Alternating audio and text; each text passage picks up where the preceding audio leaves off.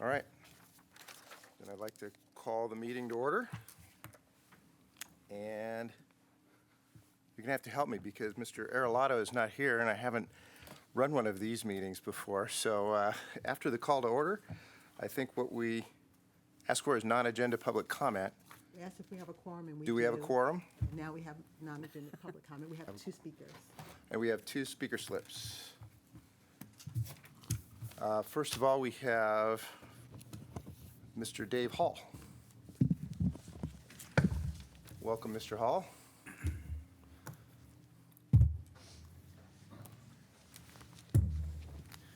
It's on. Thank you. Good morning. Good morning. I'm Dave Hall, retired city employee, former board member, by the way, as a retired representative on the board, and presently a member of the Retired Fire and Police Association board. I came here this morning to, first of all, thank Charlie Hogquist for serving and representing on the board the perspective of, 8,000 or so city retirees. And one thing that's really fascinating about Charlie is the fact that he served on the board before as an active member for, as you all know, for the police department. But as a retiree, one of the things, the benefits that we see as Charlie being on the board, first of all, thank you very much, Charlie. It's a very time-consuming, intensive job, is his comprehension of the system and his comprehension about how the plan works. And it's very, very important that somebody come to the board that have some kind of background or knowledge about investment policy, decision-making, administration, and so forth. And all I can tell you is that Charlie certainly does bring that to the table. So again, Charlie, thank you very much. While I'm here, thank you for the time. I'd also like to thank Mark and his staff for what they've done over the years. And I have the opportunity of being able to look back and served on a board at a different time. And it was a good time. But much progress has been made over the years.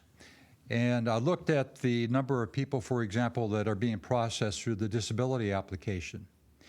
At one time, I chaired the disability committee. In fact, Ed Kotroser was there with us. And the substantial backup and the delay in processing a lot of these disability claims. And I noticed today incredible improvements on the number of, first of all, disability claims, but secondly, the speed in which they're processed. And I don't know how many of you realize the amount of anguish that was created because of delays in providing people with answers in terms of what happened with their careers. And it's substantial what's been done to improve that process. It reflects on the board, reflects on all of us. And for that, Mark, thank you very much. Thanks to Sandra Clausen. The other one is Cynthia Queen. And some of the programs that SERS has developed over the past year or so that are informational for retirees and actives alike in terms of decisions that may ultimately impact their lives. It's been incredible. And the other point of contact, merely phoning in to SERS at one time used to be a real pain in the butt. And I got to tell you, such incredible improvement on that.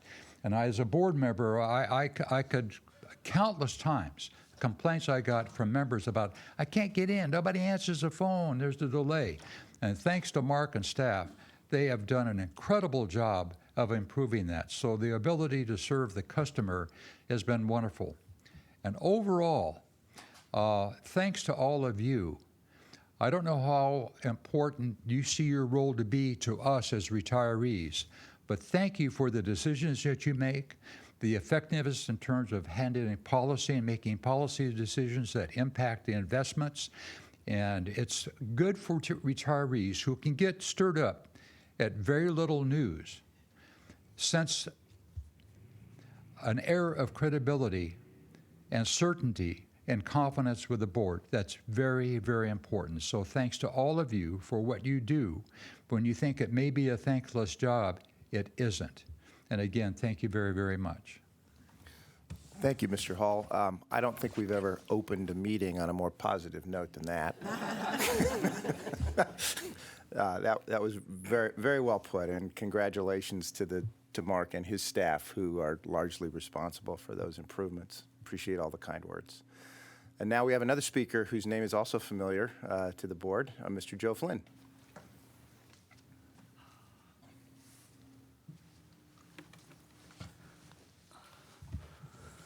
Thank you, President Hoy and members of the board. First of all, to save time, I agree with everything that Dave said. I did want to really welcome Charlie to the board and appreciate his time and effort to run for the open position on the board of trustees. I know that he will be an asset. I know him well, and he has a lot of background information. I would also like to take this opportunity to thank all of you for volunteering your time and expertise for this cause. We really do appreciate it. And since you have agreed to have the board meetings live streamed, that allows many of the retirees to monitor the board action and to keep up with you without having to make the trip downtown. So we appreciate that. And even though the seats may not be filled out here, they are watching and do appreciate your time and effort. Dave had mentioned the annual SDCERS meeting, and it was outstanding. The meetings have been getting better every year. Not only have the meetings been getting better every year, but it's also been possible over the years to monitor and watch and take pride in the staff development. We've watched some of the people who have started out as in some of the lower level positions who are now moving up and doing an outstanding job. So we do much appreciate that, and as a former board member, Dave will attest to this as well, is that we're maybe the first line of questions from retirees. They will say, you know, what's happening or what's going on here. And I think with the improved customer relations, it has made Dave's job much easier and my job much easier, because we get fewer questions, fewer difficulties that the retirees may be having. So I do want to comment on that and thank Mark and the staff and the board for everything you do. Thank you. Thank you, Mr. Flynn. And I guess we probably should note and welcome Charlie Hogquist to the board. He has some big shoes to fill, and really excited to have him on board with us. Well, just as a way of additional background, Dave and Joe did a good job sharing some details about Charlie. He retired in 2000. For some of the board members who haven't had a chance to meet him yet, Charlie retired from the city in 2006 as a police lieutenant. He then went on to be the police chief for the San Diego Community College District, and retired again in 2013, and now he is a San Diego trolley driver, so he's got more stuff to share about San Diego than you would normally expect. So a very entertaining person to listen to. And I expect to see him on Dave Kramer's About San Diego sometime soon. Yeah, that's good. And then I just want to make a note for the record that anytime Dave Hall and Joe Flynn speak again, I want to make sure they get at least 5 minutes, not the conventional 3. Could so you that come they back have ample next time month? to keep going and going. Yes. Thank you, gentlemen. Great. All right. That gets us to the approval of consent agenda items A through D. Does anyone want to pull anything from the consent agenda? If not, I think I move it without a second, right? You need a second. Because it didn't come out of committee. Yeah. Okay. All right, so the motion's been made and seconded. Ready to vote? All votes are in. And it passes 9-0. That moves us to the Audit Committee report, tab 6. And we have Ed Katroser. The Audit Committee met on Wednesday, November 2nd, Our first order of business was to appoint elect a chair. Dave Kramer, the former chair, retired or rotated off the board with the last meeting, and the committee unanimously voted 4-0 to elect Greg Kowalski as its chair, and I think we have an excellent chair. Dave's done an excellent job, and I'm sure Greg is going to continue in that. Next, we had a discussion of internal audit, additional assurance options. One of the things the audit committee has not concerned about, but just wants to really find more information about, is cybersecurity, and are we doing everything that we can, or is there additional things that we should be doing? The committee's been discussing in its last few meetings the best way to approach this. Should we hire a second person for the internal audit function to assist Lee? Should we go outside and retain a consultant to help with us? And the cybersecurity and the whole internal audit function, it's really so specialized that we felt we'd like to go out and hire an outside expert to give us some assurances in this area. This is going to come up in B&G on the consent agenda, but the audit committee voted 4-0 to have the SDCERS issue an RFP to consultants to conduct an IT assurance engagement. We're expecting the fees for this will probably be in the area of $40,000 to $50,000. And the last item under for the audit committee, we discussed the CAFR for the current year, which is in process as the audit itself is winding up. I think, as everybody knows, we've received the Certificate of Excellence for the past 8 years. And in looking at the draft CAFR this year, I'm very confident we're going to make it 9 in a row. So thank you. That's my report. Thank you, Ed. You know, I noticed that we have the previous board meeting summary under tab 1. We don't need to approve minutes or anything like that, correct? Correct. Great. Then let's move on to the Disability Committee and Natasha. Good morning. We had a short meeting yesterday. We had 2 items. Items 1 and 2 passed unanimously. And I do want to make a note on item number 1. When you look through the report, I think Alan made a good point. He noted that it was a very clear-cut situation, and perhaps an application maybe shouldn't have been submitted, but we wanted to confirm that the applicant did receive counseling, and they did. So if there's any questions on the process, that went as planned. And I will, unless there's questions or comments, I'll make the motion to approve items 1 and 2.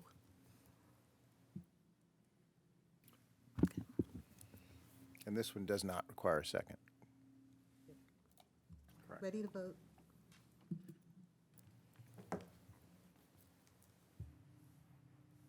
All right, so that passes 9-0. And I do want to highlight, as Mr. Hall mentioned, Sandra and her team have done an excellent job. And when you look at the column and you notice the amount that's in 0 to 6 months, it's very high. So we appreciate those comments as well. And I think that's it. Concludes my report.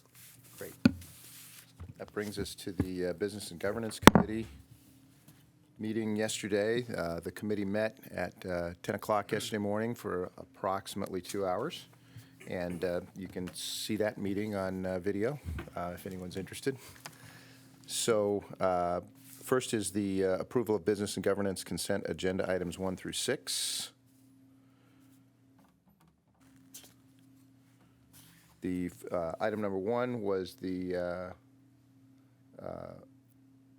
item A1 is the internal audit assurance options, which I think Ed has already covered. A2 concerns the over and under payment policies. B&G asked staff to bring this item back in January with new language. The board will, what's happened here is there's some confusion or misunderstanding created by the current language in regard to whether hardship can be considered by the board and the extent to which the board can waive interest or repayment. And we're asking staff, Johnny and his staff, to come back with some revised language on that. So that will come back to us probably at the next meeting. Item A3, so that's been pulled. Item A3 concerns revising the committee charter. B&G voted to revise the charter to define a quorum of a committee for purposes of conducting business and passing a recommendation. The quorum is the majority of the members on the committee. Item A4 concerns the renewal of fiduciary insurance. Business and Governance voted to renew the existing fiduciary insurance coverage. A5 is staff's recommendation to approve a disbursement of a 13th check and the Corbett supplemental benefit payments. The total payment for supplemental benefits is approximately $11.6 million. Should we discuss? I had an item I wanted to discuss on that. Do we discuss that now, or do we? You can cover the overview of the items, move the item, and then before we vote, Then talk about discuss. it. All right, I'll do that. So then the last item, A6, is staff's recommendation to approve the 2017 drop interest crediting rates and to revise Board Rule 6.10 and 6.40. The drop participation account rate will be 1.5%, and the drop annuity rate will be 2.8% effective January 1, 2017.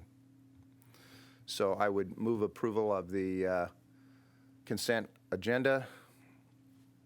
But I do want to make a comment on item A5, which is the 13th check and the Corbett supplemental benefit payments, in particular the 13th check. There may be some issue here about why we have a 13th check when we had a 1.1% return for the year. That might seem incongruous to some, and I wanted to ask if, Mark, if you would like to address that point, just so that everyone understands how this system works. The municipal code requires that, or lays out the requirements for paying the 13th check in Corbett, and it discusses a concept called realized earnings, which those who are on the investment committee may realize includes interest income, dividend income, and realized gains and losses from the sale of stocks, but it does not include any unrealized appreciation or depreciation in the value of a holding. The theory is that you really want to be paying these benefits out of bona fide cash flow, not paper profits or paper losses, that type of thing.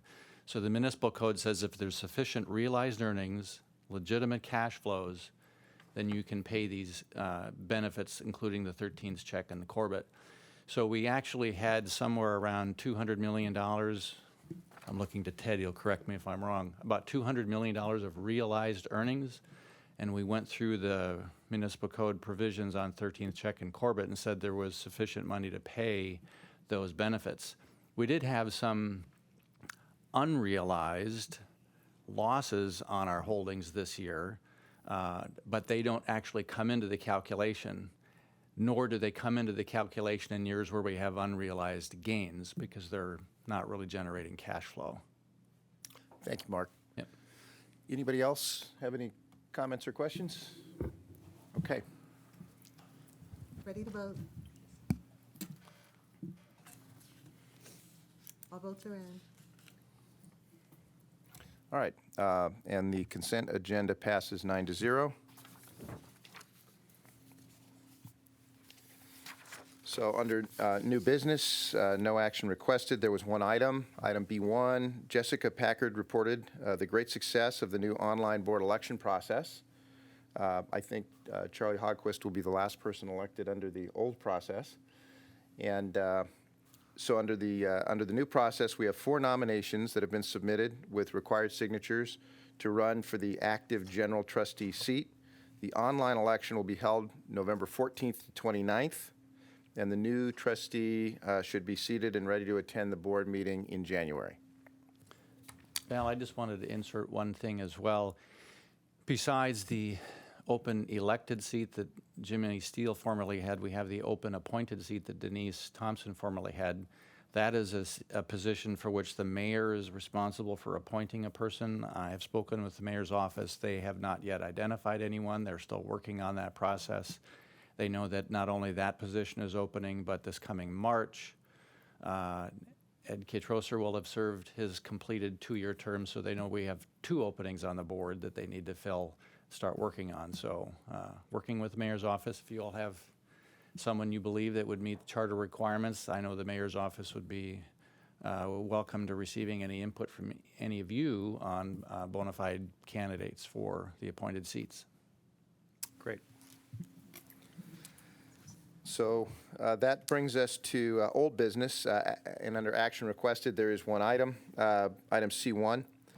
Susan Youngflesh presented on the continued appeal of interest on overpaid benefits to member Janet Hewlett based on financial hardship.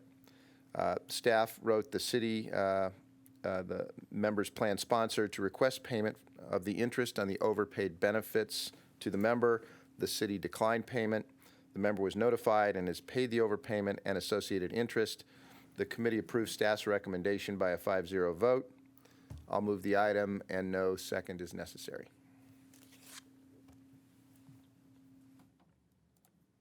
Ready to vote? All votes are in. And the motion passed 9-0. Under old business, no action requested. There was also one item, which is item C2. This concerns an update on overpayments to members exceeding $10,000. Marcel Rossman reported that 3 of the 4 members reported as having an outstanding overpayment balance in excess of $10,000 have resolved their overpayments. That brought us to status reports by division. First status report was from Johnny Tran on legal and compliance. Johnny reported the following highlights. Staff is working to comply with AB 2833 regarding the disclosure of private equity fees. The legal department issued an RFP for a review of SDCERS tax compliance program, and legal has retained Berman de Valario to assist with monitoring securities litigation. There's no cost to the system from that. Next, we had a report from David Bond, Information Technology. Dave reported that staff simulated a disaster recovery event last week, and staff connected to the disaster recovery site in Denver and executed a retiree payroll. Staff simultaneously ran payroll here on site, and the 2 payrolls were reconciled and matched up perfectly. So the disaster recovery plan document is being updated with the lessons that were learned through that exercise, and we'll run another simulated event within 90 days after completing the updates. Next, we had a report from Cynthia Queen, Member Services. Cynthia praised the outstanding efforts by the call center to surpass the call wait time goal. The October average wait time was 18 seconds. This is an issue that Cynthia knows is near and dear to the hearts of the board members. So she brought a couple of the call center staff down to receive praise for this. 20 seconds has been our goal for a long time, and I haven't seen an under 20 seconds month in a long time. We're usually right around 30. So that was an outstanding improvement and much appreciated. Team members Raven Pacheco and Andrea Valdez were introduced and thanked for their exceptional work, and we thank them again. Benefits Administration, Marcel Rossman highlighted the training and education provided to members and staff through plan sponsor meetings and presentations, and the Medicare seminar, interactions with other retirement systems, and internal staff training. Ted LaSalvia reported on finance. Finance has completed financial auditing reporting through August 2016. Current priorities include the completion of the fiscal year-end financial statement audit, the implementation of a new financial reporting disclosure standard, and the finalization of the Comprehensive Annual Financial Report, or CAFR, as we call it. August 2016 trust financial statements were presented by Ted. As of August 31, 2016, SERS has a net position of $7 billion and total investments of $7.2 billion. For the 2 months ended August 31st, SDCERS had an increase in net plan position of $162 million, reflecting net investment income of $189 million, which is a far better report than we had last year at this time. However, one might note that the stock market hasn't been doing swimmingly since that time, and we'll hear about that later. So that concludes business and governance. Next, we have the Investment Committee and Bill Hayner. Okay, we had 5 action items. We're going to take them one at a time so that the board can be updated on where we are. The first one of those will be StepStone's Private Equity Infrastructure Annual Investment Plan. StepStone is our private equity infrastructure, one of our two, and has nice double-digit returns. So Jamie will report on their investment plan. Thank you. So, sorry. You'll recall that this item is brought in front of you on an annual basis. The annual investment plan lays out the management, operations, and investments of the private markets program. Over the course of the past year, StepStone has made 13 new investments totaling $157 million. 10 of those were within private equity, and they totaled just over $121 million. And within infrastructure, there were 3 new investments, and those totaled just over $35 million. 6 of those 13 investments have already distributed capital to the fund, totaling just over $1 million, which is very positive. That's what we're trying to do. Total distributions over the past year were $41.4 million from 47 investments, which represents just under 30% of all distributions on a since inception basis. Since inception, StepStone has committed $641 million and funded just under $632 million to 75 investments. 52 of those 75 investments have generated distributions totaling just over $145 million, or 34% of funded investments. The major changes to the annual investment plan reflect the updated pacing and they outline our initiatives for the upcoming year.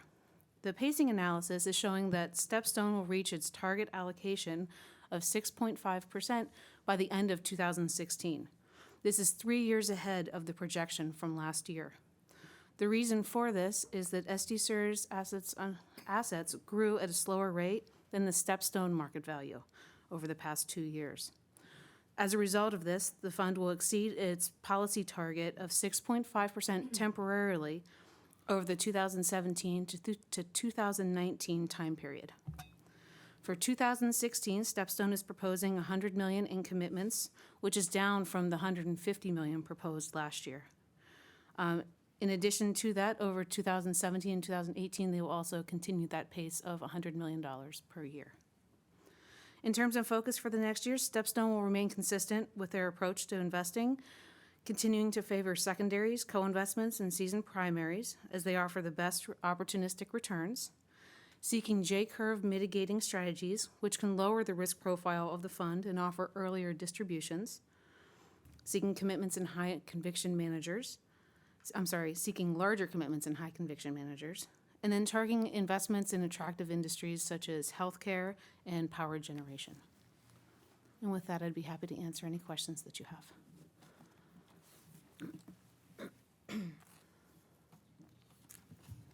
Don't see any questions. Any questions? Thank you. No questions?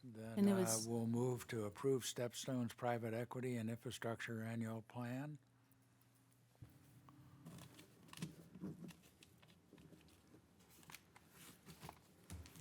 Ready to vote? The second item on the agenda is staff and consultants' recommendation for a $40 million commitment to the Brookfield Real Estate Finance Fund 5 for our SDCERS Opportunity Fund. Do you want to announce the Oh, result of I'm that sorry, vote? we had I believe it was unanimous. Yeah, thank you. We also had Carol making the motion rather than Bill. Is that technically permissible? It's all right, right, Johnny? It should have been Bill. Okay, let's go back and redo that just to make sure that we crossed our i's and dotted our t's. All right. Thank you, Bill.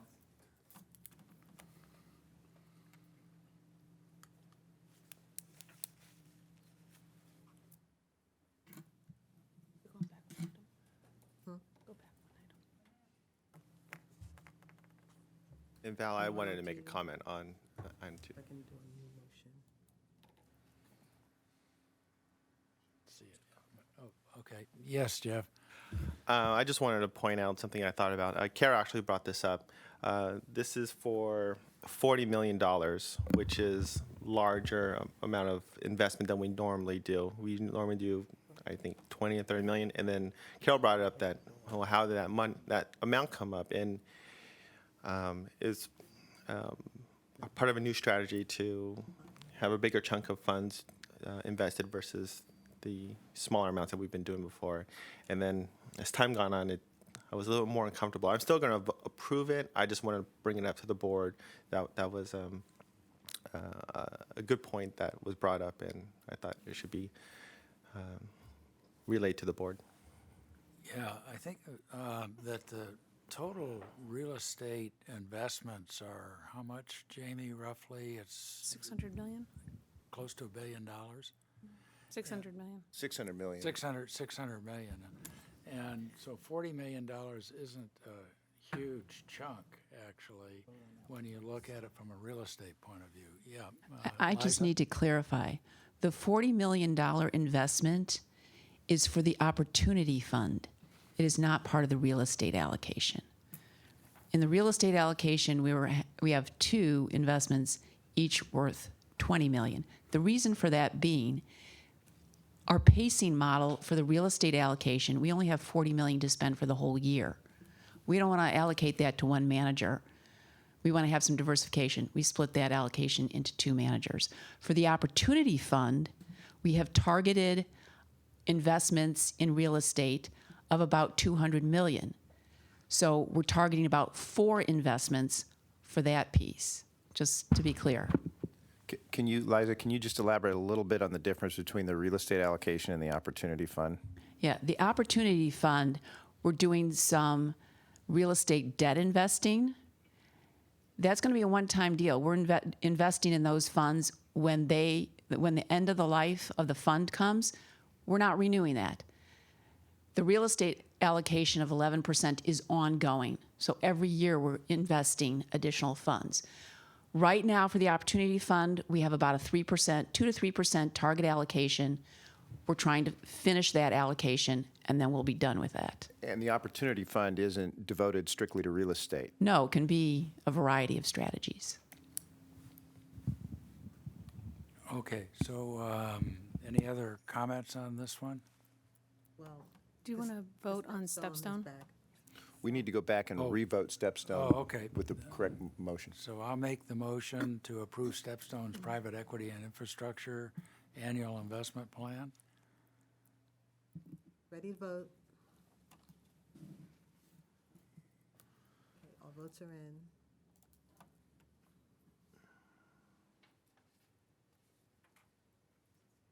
And we passed 9-0.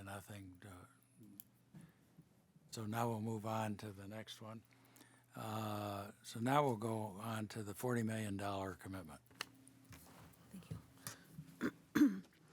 The Brookfield Real Estate Finance Fund 5 is a closed-end commercial real estate debt fund seeking to originate as well as provide capital to acquire and recapitalize real estate investments located primarily in the United States. The fund will seek to create mezzanine debt positions by originating the loan and then selling off the first piece and retaining the mezzanine piece. They believe a market opportunity exists where over $1 trillion is coming due in the commercial real estate market between 2016 and 2019. And with that, I'd be happy to answer any questions that you have. As Jeffrey pointed out, we did have a discussion about the bite size for this fund yesterday. It was a little bit of a robust discussion. The idea was to have fewer managers at a larger bite size to have more of an impact on the opportunistic real estate that resides within the Opportunity Fund. And with that, I can answer anything else. Yeah, I wonder if you could just explain what is the model for purchasing debt, selling off the primary piece and retaining the mezzanine? What's the benefit of that? Why is that a good strategy if you It's a piece that they feel very comfortable in that space. While you're not senior in the debt stack, it allows you to participate in a little bit of equity participation. So you're getting a little more of a pop for your dollar. And then when they sell off the first loan or the primary debt, they don't recoup all of the value? They just They're getting a fair market price. they get a fair return on that, and Yes. then they get the potential for an upside pop, which is why it's On the opportunistic. mezzanine piece, yes. Jamie, can you just tell us what the expected net return is and how much Yes. of that is current income? The net, the net IRR is 9 to 10%, and I actually don't have the current, the cash return in front of me. But it's a significant Yes. portion of it is cash. Yes. Cash flow. Yes. Right. Any other questions? Okay, then I'll move approval, staff consultant's recommendation for $40 million to the Brookfield Real Estate Finance Fund 5.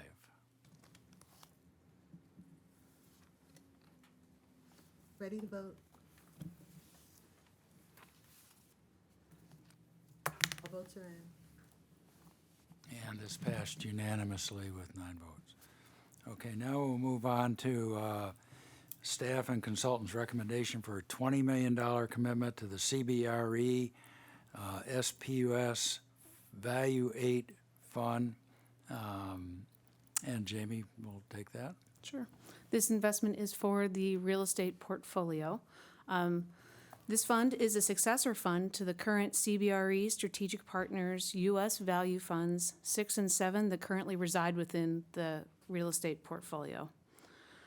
The CBRE Value Fund 8 is a closed-end, non-core, diversified fund. This strategy is a continuation of the strategy deployed in Funds 6 and 7. The fund will focus on the conversion of undermanaged and distressed assets to core assets and then sell them, while also focusing on capital preservation with a heavy income orientation. Carol, in response, I can actually give you a cash return on this one. They have a 7% cash yield on this fund, with a target net IRR of 12 to 13.5%. And with that, I'd be happy to answer any questions that you have. No questions?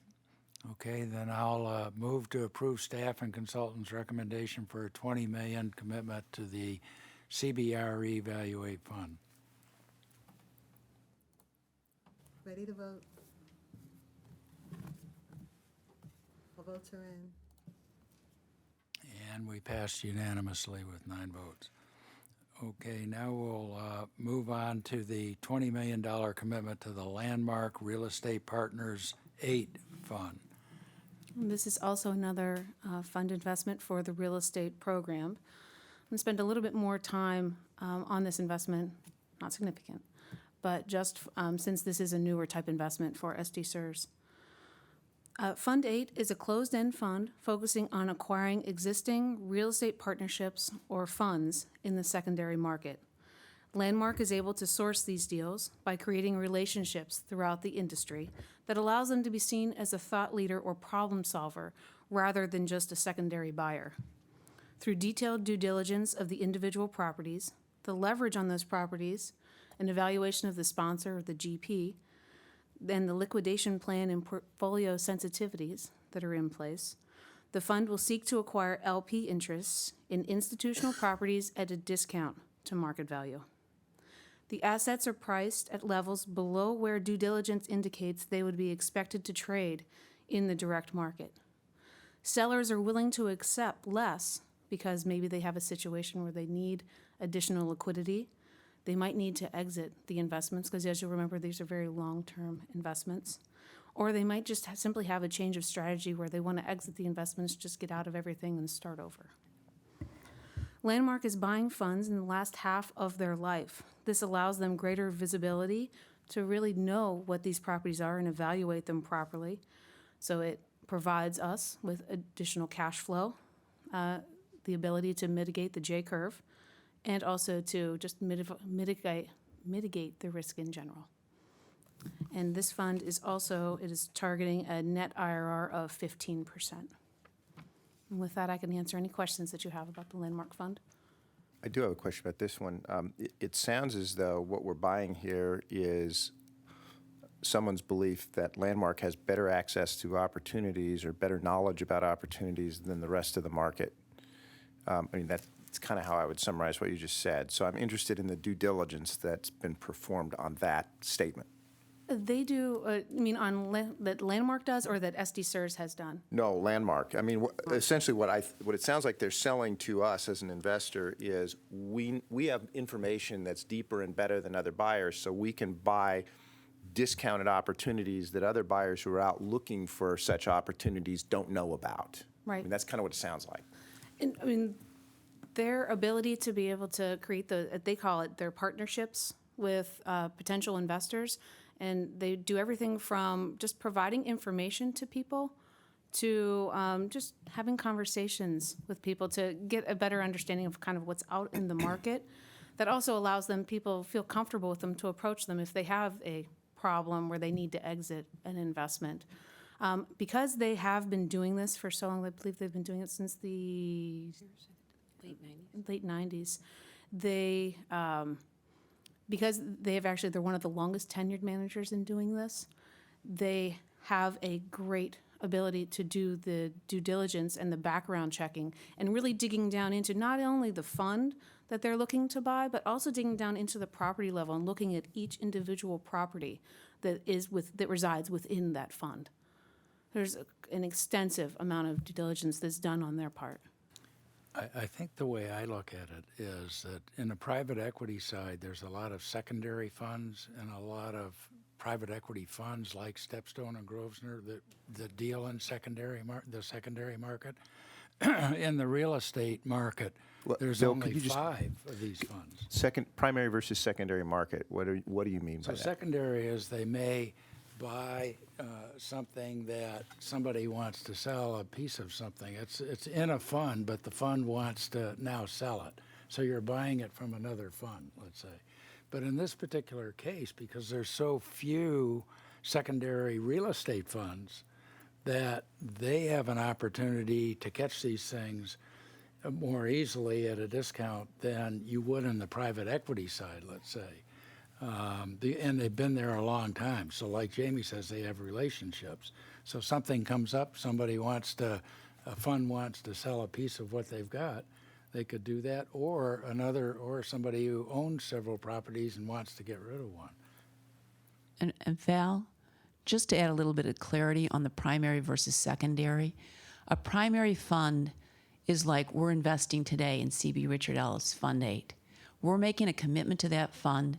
They haven't made any investments, so we trust them based on their track record that they're going to do a good job for us. A secondary fund would be, let's say, a CB Richard Ellis Fund 6 that we're already invested in. Say it's fully invested. We know what all the properties are, but for whatever reason, let's say we needed liquidity. We wanted to sell that. Landmark would come and then do the due diligence, but they know what's in the fund. So they can analyze what's in there. And then because, let's say, we needed liquidity, we're willing to say, well, instead of selling that at fair market value, we're going to agree to sell it at a discount because we need the liquidity. And in real estate, you can't easily get liquidity. So would we be buying pieces of the fund, or are we buying assets out of the fund? Pieces of the fund. Pieces of the fund.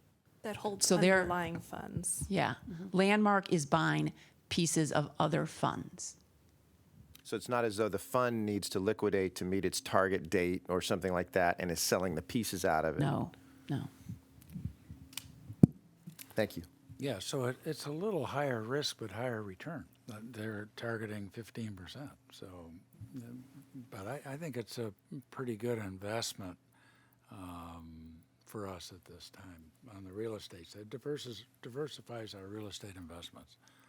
I think you could also argue that the risk is somewhat lower because the funds are seasoned and you've gone through the J curve effect, and that's the beauty of secondaries. Really, is that you get better diversification. You're buying essentially a fund of funds. There's that extra fee layer to be cognizant of, but you're getting good diversification, seasoned investments that you understand how they're performing. Exactly. You know exactly what you're buying. There's I'm always no a little blind leery risk. when someone says we're going to get a higher return for lower risk on this. So, but it sounds like that's what what this is. Well, I think the risk is with underwriting the assets that they are correctly evaluating those when they're purchasing them. Otherwise, you're stuck with it. Yeah, you got to ask the question, why are they selling it? Well, it sounds like they were selling it for external reasons, which is the whole point of an opportunity fund. Right. And are like, you know, we're investing in things that can buy at a discount because someone's under pressure to sell. Carol? Yeah, for example, last year, CalPERS made a strategic decision to reduce their exposure to certain types of real estate funds. And they're a giant fund, but they just wanted to manage their portfolio. So they put a significant number of their fund holdings that are, you know, somewhat mature in their life cycle on the market, and somebody bought those at a discount. And so that's, you know, a big example, but that's going on all the time with different investors, pension funds, banks, et cetera. I just wanted to mention that yesterday I had a question that was not answered at the meeting because the data wasn't available about what their client base looks like in terms of larger clients and how frequently their clients re-up. And later on, I just wanted to share this because it was a satisfactory answer for me. I learned that they have had about 2/3 of their clients re-up in the last, I think, three From Fund funds. 6 to Fund 7. Yeah. And they have a really solid cadre of large state plans that I would view to be sophisticated real estate investors that have, you know, significant staff dedicated to real estate who are investing in this fund. So that made me feel better. Great. Okay, any other, Karina? I'm in the queue. I just wanted to say congratulations, Jamie. I think the 3 recommendations that you brought to the committee yesterday were all quality managers. I think being very tactical in that opportunistic bucket, looking at real estate debt right now is definitely the type of opportunity that fits squarely in that bucket. I think the 2 funds that we heard from are very good choices, so congratulations. Thank you. Okay, if there are no more questions, I'll go ahead and move that we approve staff's recommendation for $20 million commitment to the Landmark Real Estate Partners VIII Fund. Ready to vote? All votes are in. And it passed unanimously. So now we have the last item on the action requested. This is Aon Hewitt's Real Estate Strategic Plan and Annual Investment Plan. Okay. You'll recall that this item is also brought in front of you on an annual basis. The Real Estate Strategic Plan acts as our policy document for the real estate program, while the Annual Investment Plan lays out a snapshot of the real estate portfolio, updates the pacing analysis, and identifies the initiatives for the upcoming year. I wanted to highlight the major changes to the Real Estate Strategic Plan. There's actually 2 major changes. The first has to do with the policy has been updated to reflect that the global REIT portfolio has now been liquidated. The historical benchmark will include REITs to account for the historical exposure to those REITs, but going forward, REITs will be removed from the real estate benchmark. The second major change was to add an ancillary performance measurement tool of the PME, or private market equivalent. This is replacing one of the non-core indices that we used to use but is no longer produced. The private market equivalent will evaluate whether the non-core portfolio is delivering alpha as compared to the core NFI Odyssey index. Basically, the NFI Odyssey index time-weighted returns are converted to an IRR, which is how private market investments are tracked, and we expect that the non-core IRRs will provide a premium over the long term. Moving on to the annual investment plan, there was a snapshot in your board materials of the portfolio and the opportunity fund, the real estate investments within the opportunity fund as of the prior year. The pacing analysis, we actually just covered those in the previous items, but it was for $40 million for non-core in the real estate portfolio and $30 million to core, and that'll help to maintain the target allocation of 11%. Within the opportunity fund, the fund needs to commit $40 million to real estate debt, but that was taken care of with the Brookfield item. The initiatives for 2017 are actually pretty much along the same lines, but we are looking to oversee the IMA liquidation and the redeployment of capital. We're going to continue to monitor Morgan Stanley Prime. That was a fund that was previously approved. That is a core fund. That's going to be for that $30 million piece for 2017. And we'll be monitoring that for its drawdown within 2017. And then finally, we'll continue to monitor the portfolio and the policy. And with that, I can answer any questions that you have.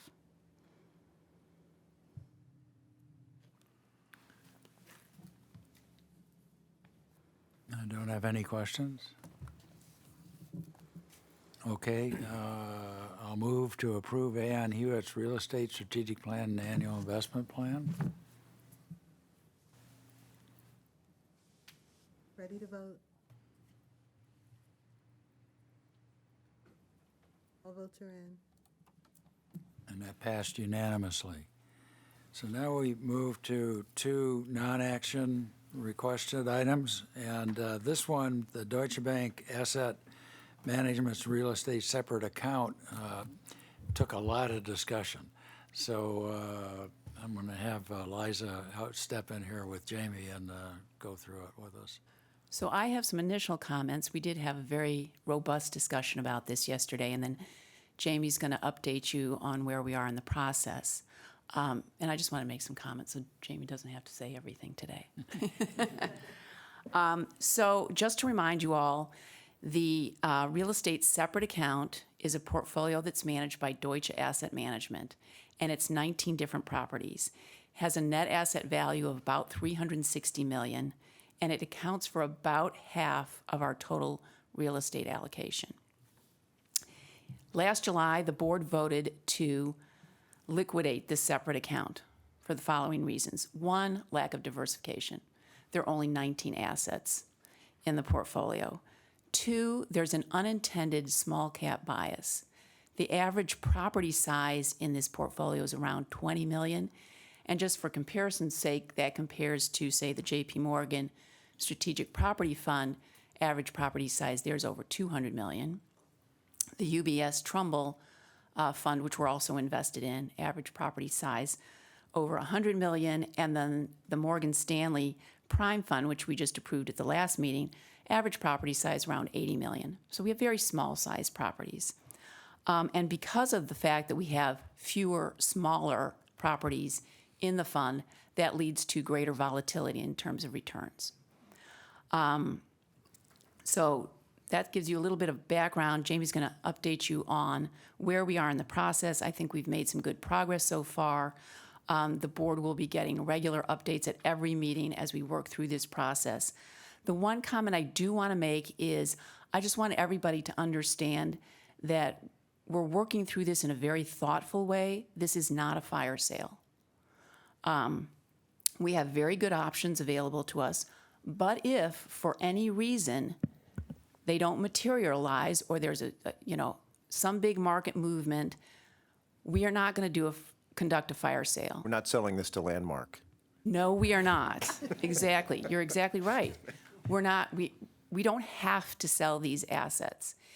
If somehow these options don't work out, we will hold on to them. Deutsche Asset Management will continue to manage them.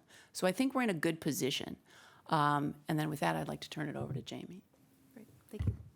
So I just wanted to go through what the liquidation plan is for you. The liquidation plan is really a two-pronged approach. As Liza mentioned, there are 19 properties within that separate account. 9 of the 19 properties are targeted to be sold individually into the marketplace over the next 3 to 5 years. The remaining 10 of the 19 will be what we're calling swapped for shares, and that means we're going to swap those for shares of a core open-ended commingled fund, similar to the JP Morgan, UBS, and Morgan Stanley Prime that Liza just mentioned. So of these two prongs, the swap for shares component is the more complex part of the process. We'll be seeking to create a market by asking potential buy-rated, open-end commingled funds to bid on SDCERS properties in exchange for shares of their fund. So in short, the process for this is, first, staff and Aon Hewitt have filtered the potential buyers to include only the Aon Hewitt buy-rated open-end fund managers. And right now, this list includes 10 managers. Aon Hewitt will distribute the invites to the potential bidders. This is actually where we are right now in the process. We are expecting that Aon Hewitt will be distributing those bids perhaps next week, if everything gets set up, finishes with the setup. Next, Deutsche Asset Management's portfolio management team, and this is our current portfolio manager, Daryl Campos, and also their head of dispositions, who will receive and evaluate bids and expressions of interest as a fiduciary on behalf of SDCERS. Negotiations could then take place to see if an agreement can be reached on pricing. It's important to note that any exchange for shares manager, meaning if an agreement is solidified, that manager would be brought before the investment committee and to the board for approval, just as any new investment would. As Liza mentioned, if no agreement can be reached for all or any portion of the assets, we can stop the process right there, and we'll either continue to hold those assets or we'll individually market those for sale. To ensure that all parties are handling everything that all parties are handled equally throughout the process, Deutsche Asset Management has established a governance oversight committee. The reason for this is due to the fact that Deutsche Asset Management's fund, Reef America II, is a qualified buyer in the swap for shares process. There will be 6 members on this committee. There's Deutsche Asset Management's CIO, head of portfolio and asset management, their head of governance, their CFO, Liza, myself, and then finally Aon Hewitt, but they will just be an observer on that committee. But the purpose for that committee and what we're really going to try to do with that committee is, first, to ensure that Deutsche Asset Management fulfills their fiduciary duty. Are they acting in the best interest of SDCERS, putting us first? Secondly, we want to ensure that there's best execution by overseeing all parts of the process. We'll have a separate data room set up where we can see everything, not just the bids that are coming in, but also everything that is out there, all the documentation. And then thirdly, to ensure that fair market value is reached for the assets.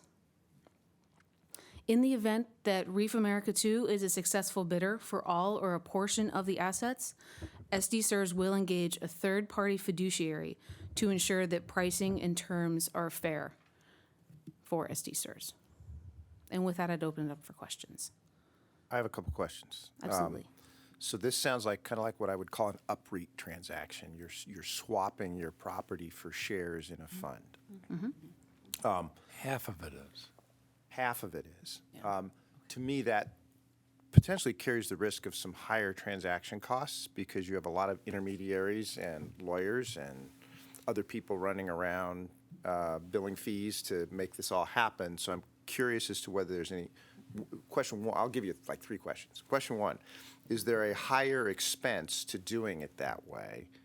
Question 2, is there a trade-off reason why we are, basically why are we doing that with 10 properties and selling 9 in a conventional way? And how did we draw the line between what we're selling and what we're swapping? Well, I can take the first question. Actually doing a swap for shares is a more cost-effective way of doing this as opposed to selling individual properties.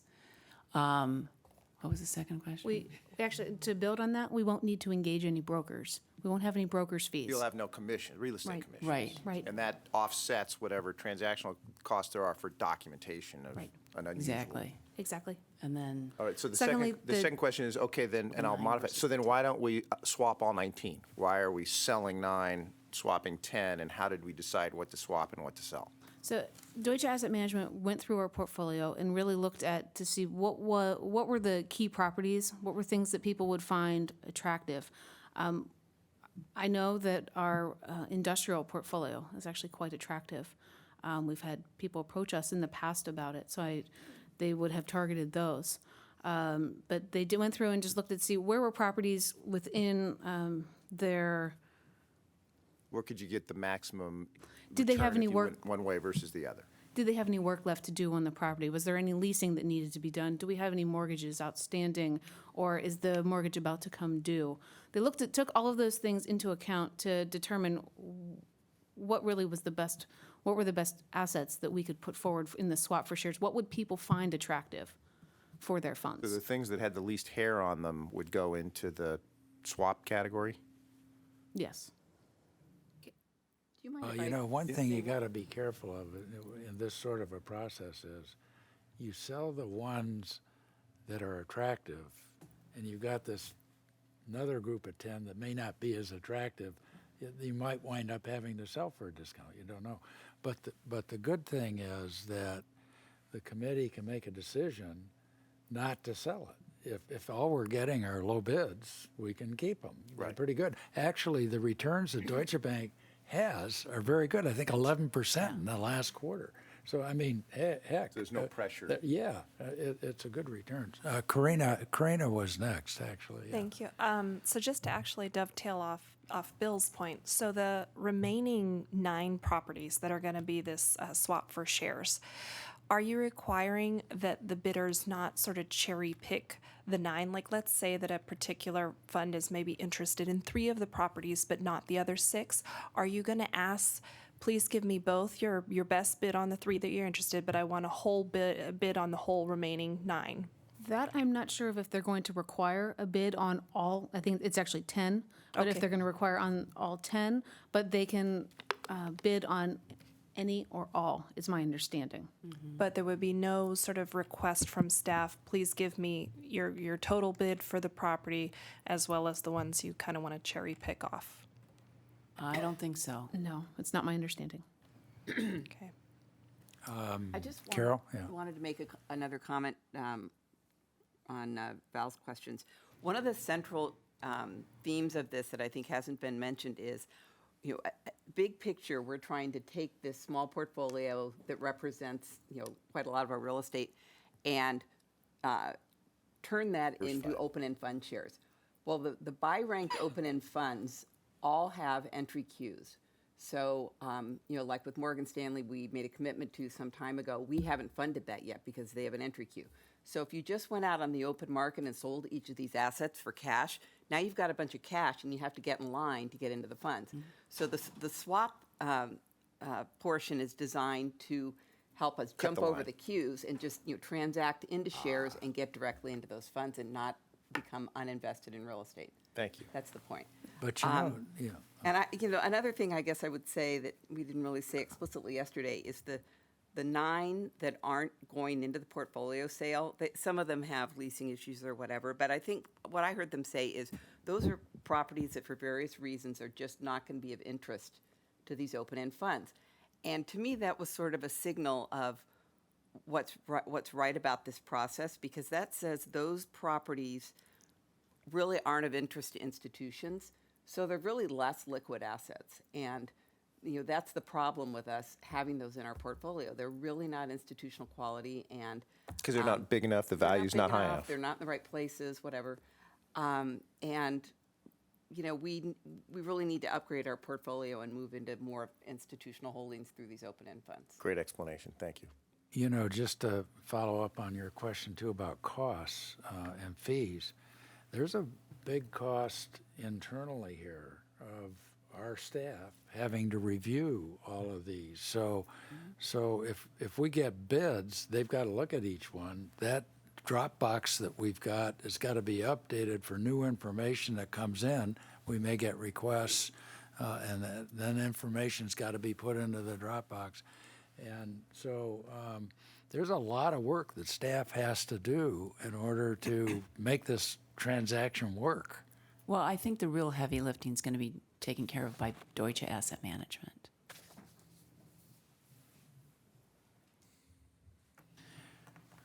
Okay, any other questions? Really just a comment. I really want to commend staff and the committee. I could see there's been a lot of work put into this. It's an incredibly well thought out process. It's not a shotgun approach, and I want to commend everybody involved in this process. Thank you. Yeah. I had just one other quick question. Is Ann Hewitt getting any other incremental fee for serving as the observer on the committee? No, absolutely not. Great. Thank you. Okay, so we don't have to vote on that. The next item up for no action requested is the annual compliance monitoring report, which Anders will give. Good morning, everyone. Nice to see you all, and a special welcome to Charlie. Glad to have you on board. So it's November again, which means that it's time for our annual review of the State Street Investment Compliance Monitoring Program. As you know, this program was implemented about 2 years ago in September of 2014, and staff uses this program to verify that each investment manager complies with the investment guidelines that we agreed to on the onset of the investment management agreement. I'm happy to report that year to date, or inception to date, there's been no violations of the guidelines. So that's pretty much all I have. If there are any questions, I'll be happy to answer them. Come on, somebody ask him a question. I'll ask a quick question. Sure. So I noticed that there is an alert for non-agency mortgage-backed securities, excluding CMBS, where these may be, I don't know, acquired somehow, and are they? This is, I believe, with State Street. It shows a warning on this one asset type where it has a maximum of 0, but it's currently at 0.18. Good question. So the program generates false alerts from time to time. These are alerts that we have to kind of investigate and come up with, are they real or are they false? So a lot of the alerts you see on there, I've gone through every single time they appear. We go through them with the cooperation of the investment manager to determine if it's really an alert that needs to be addressed or if it's false. If it's false, we just document it in the compliance monitoring program so that when we go back, we can see what was going on. In this particular case, State Street has misclassified this as a non-agency residential mortgage-backed, which is not allowed in the TCW portfolio.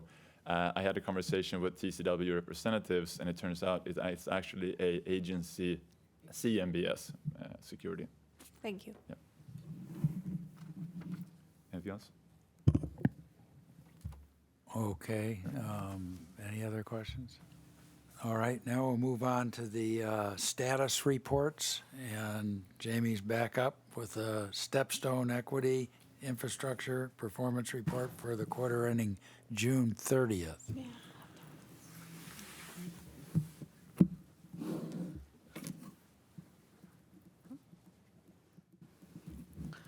Okay. As of June 30th, 2016, SDCERS estimated market value in the StepStone Atlantic Fund was $442.8 million. This represents an increase of $26.4 million over the previous quarter. Breaking down that market value further, in private equity, the market value is $378 million, with the market value for infrastructure at $64.8 million. Since inception, the fund is generating an IRR of 12.7% with a time value multiple of 1.3 times. During the second quarter, the fund made one new private equity investment and one follow-on investment in private equity, totaling $7.1 million in committed capital. And that brings cumulative commitments to $588 million. And during the second quarter, the fund distributed $18.9 million, bringing total distributions to $127.9 million since inception. Looking further at performance, as I mentioned, the since inception net IRR was 12.7%. Breaking that down into private equity and infrastructure, private equity had a net IRR of 15.4%, which from the prior quarter dropped 90 basis points. And then for infrastructure, the infrastructure net IRR to SDCERS was 0.9%, which represents an increase of 190 basis points over the prior quarter. And with that, I'd be happy to answer any questions that you might have.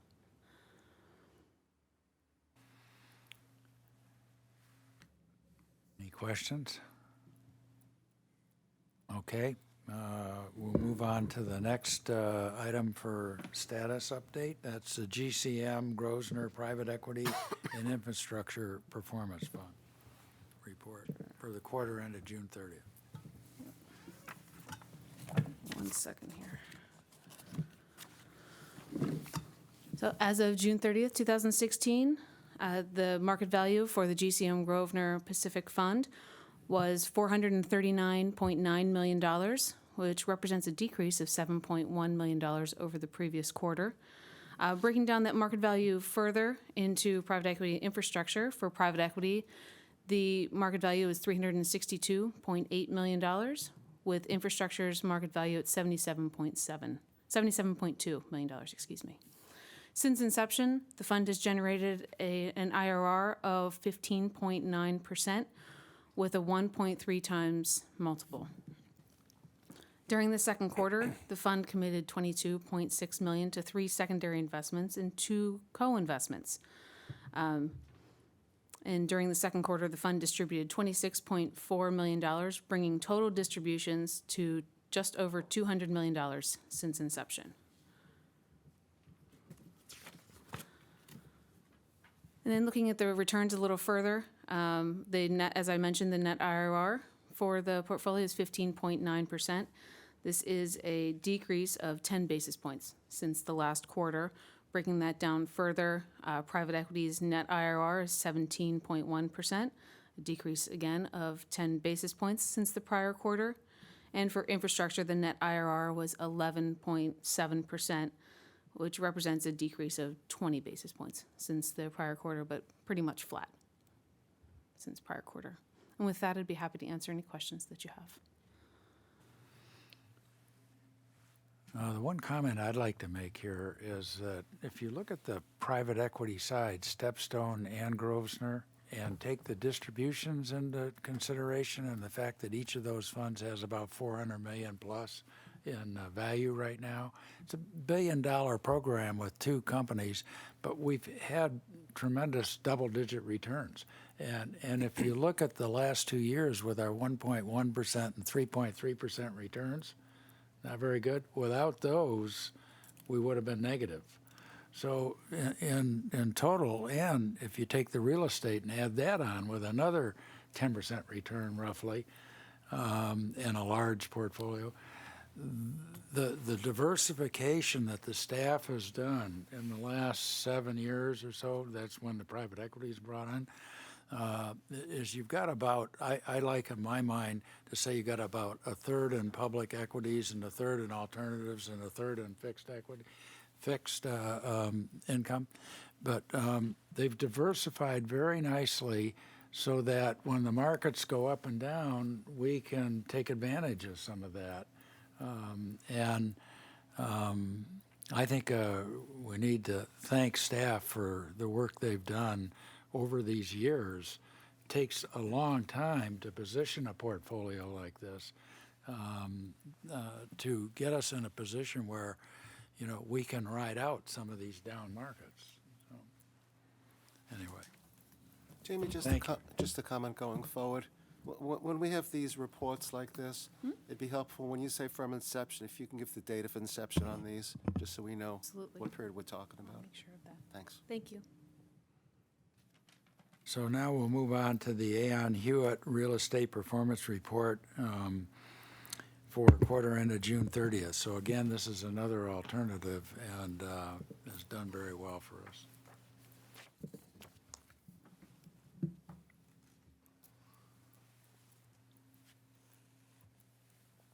Okay. Just starting out here to point out a few things on this page. You'll recall that the real estate target is set at 11% on a funded basis. The portfolio is at 11.3%.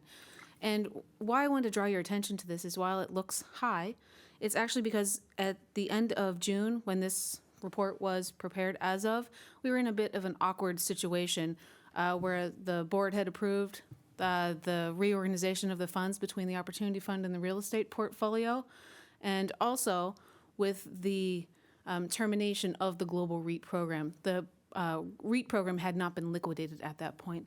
As you can see in the note at the bottom, that once the portfolio is liquidated, which it was in September, it takes the funded ratio down to about 10%. So really, we still are underfunded to real estate, so we still have money to spend. You can see the market value of assets is $762.4 million as of the end of June. Looking further at the performance, for the quarter, SDCERS had a return of 3% versus the benchmark at 2.2.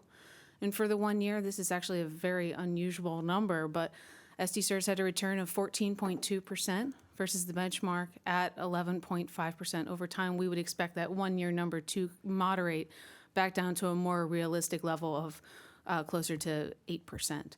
Over the longer term, you can see that SDCERS has performed in line with the benchmark, with the exception of the 10-year period. That period is still reflective of the global financial crisis. With that, I'd be happy to answer any questions that you have.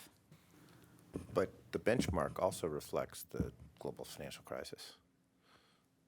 Yes. So I guess there must be something in there that's skewing it for that particular, some investment or group of investments that would skew it for that particular period, but that doesn't exist when you look at any other period.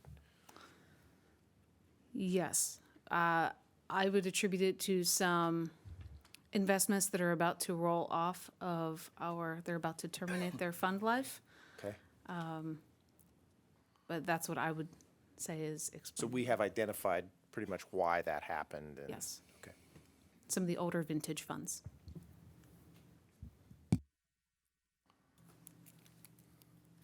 Any other comments or questions? Okay, we'll move on to the investment division staff reports.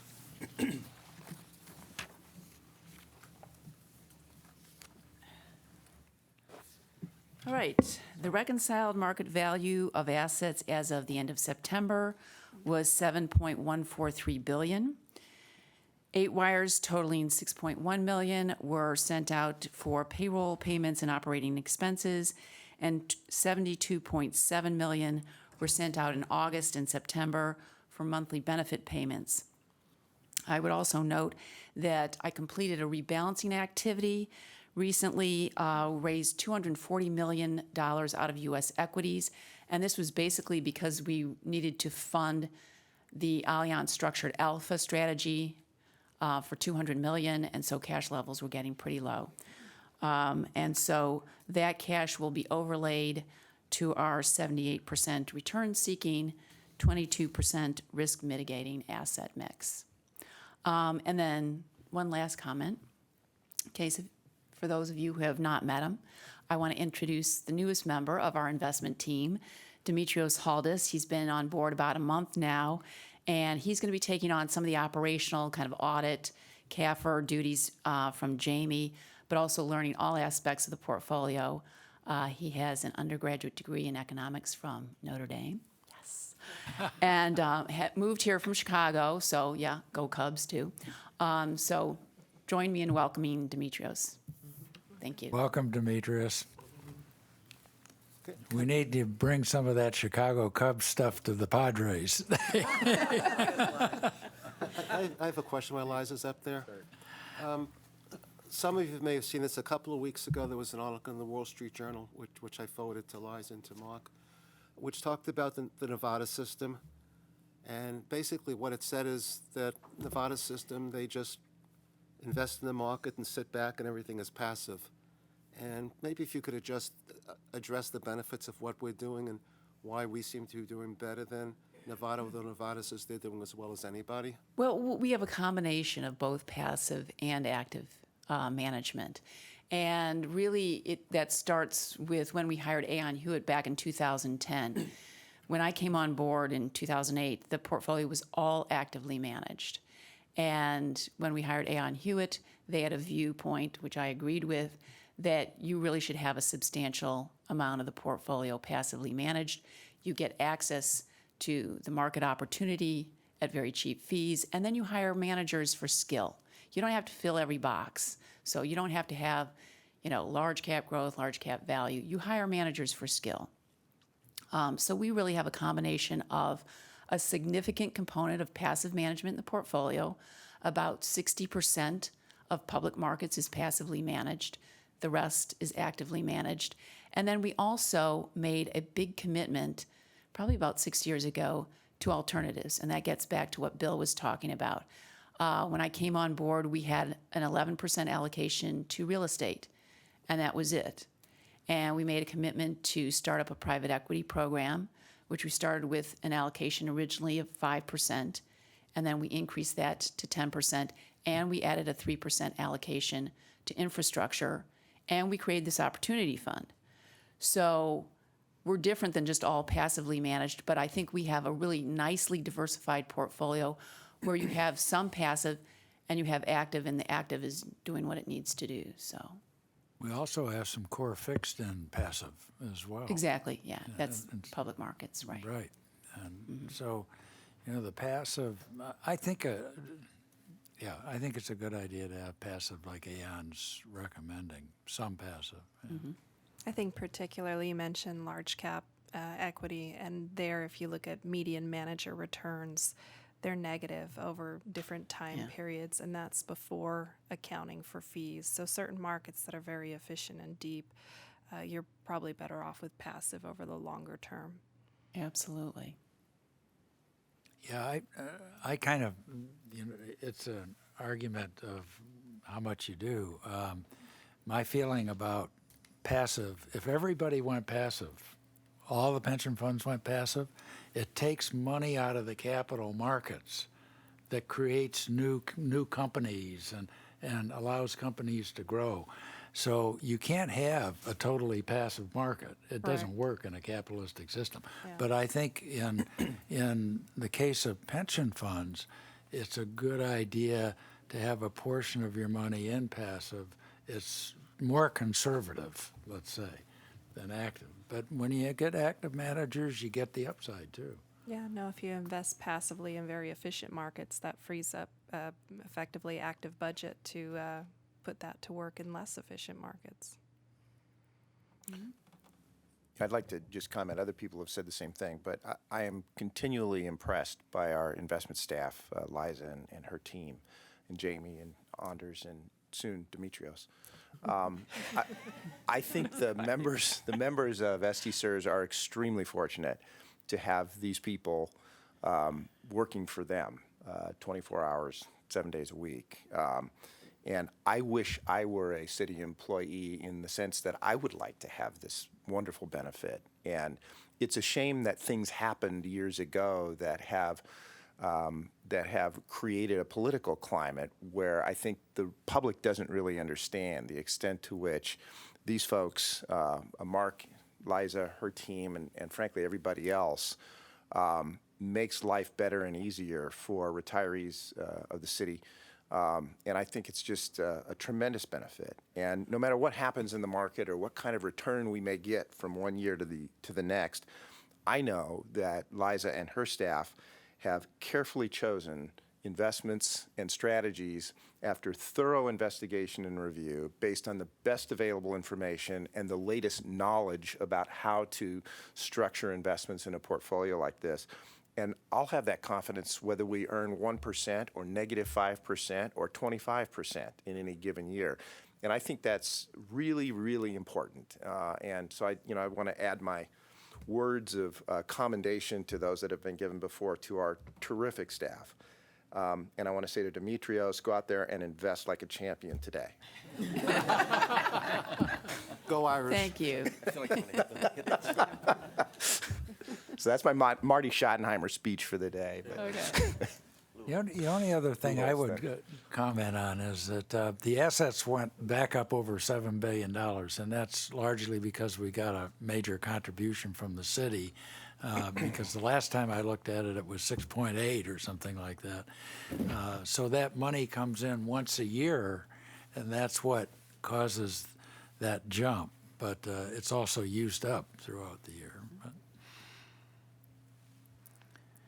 Okay, that's it for the investment committee. All right. Then we move on to training.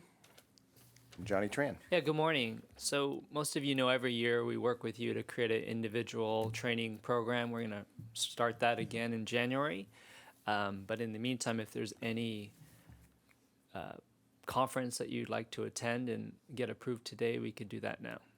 Otherwise, you'll hear from Mark and I in January, February. Natasha? I was going to see if anybody has any information on the March Investment Institute, if anyone has attended that. Which program is that?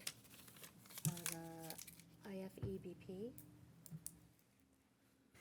Oh, the Investments Institute in Phoenix? Yes.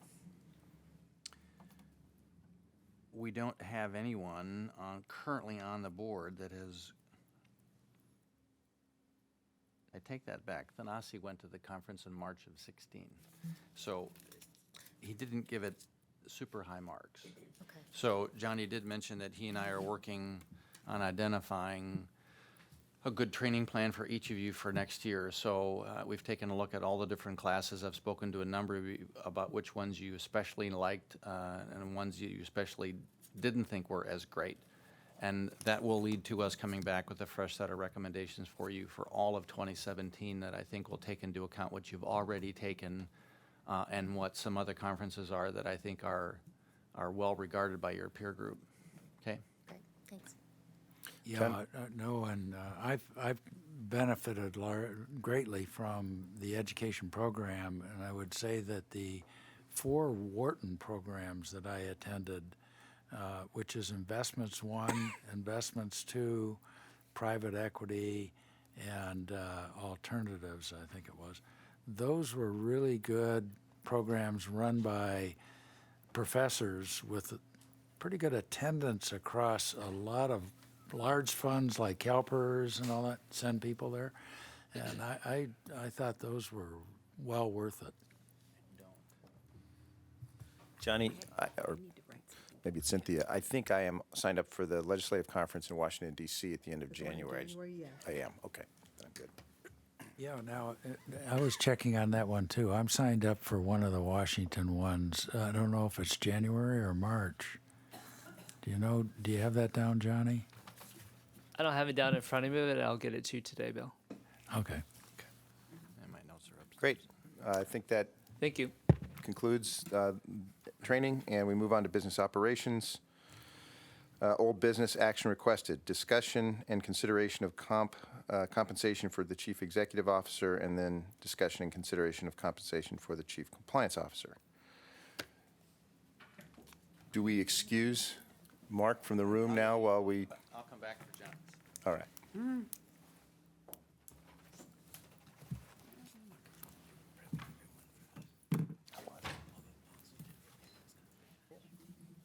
All right, Luli, Yes, I have some handouts. you want to take the witness stand?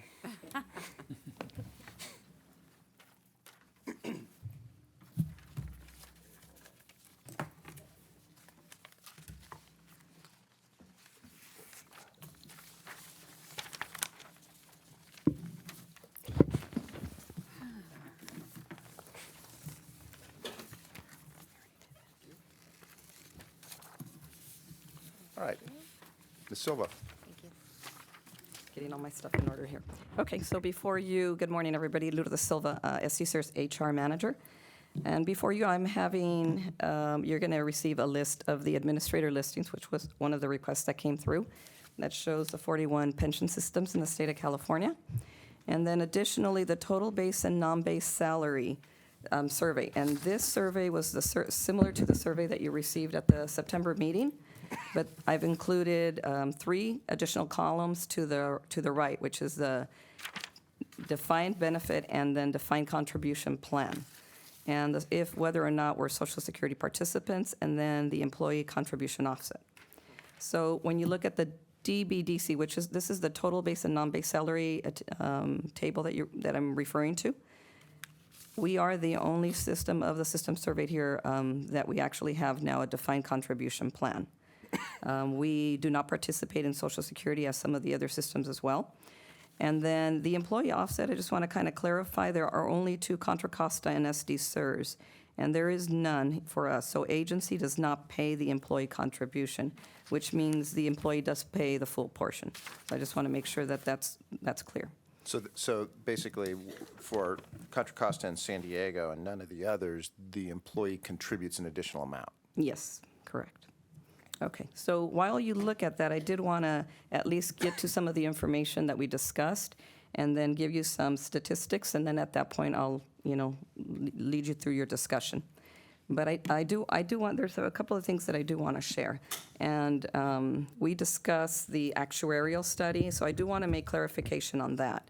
That was suggested in the September board meeting, that anytime the city gives a raise, an actuarial study must be conducted, okay? So this request is not relevant to the CEO's salary increase, nor to any individual receiving a salary increase in the city in which the increase is within the salary range. So I do want to just at least explain there's two differences here.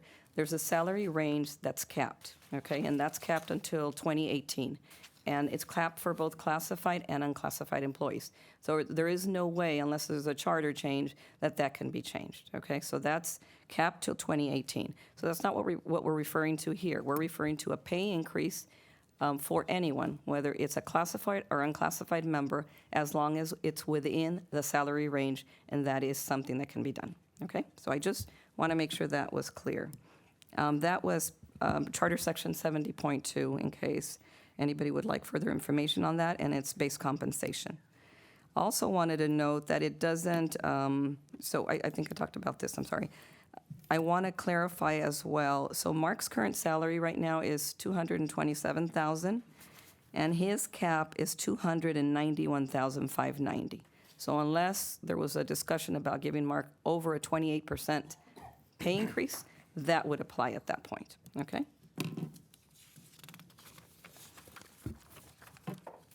So the sources that I used for all of these documents here, the first part, which is comparable pension systems, and that's the first section of the table, that was direct conversations and emails with HR professionals in other systems that we communicate with.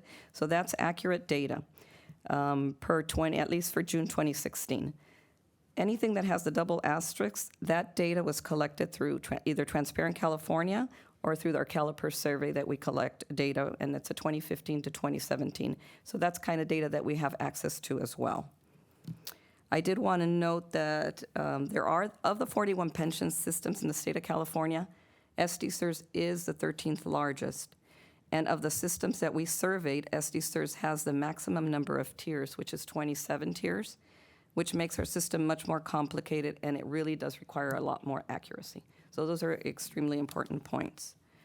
Mark's current salary is less than the average salary of the systems half our size. So when you look at the smaller pension systems, I tried to collect, for example, San Jose Pension and City. This particular person has both of these systems. It's a 4.5 billion system. And then we've got San Mateo. So I tried to do 4.5, a 3.5, a 2.3, so that I could give you some comparables and then average them out for the smaller systems.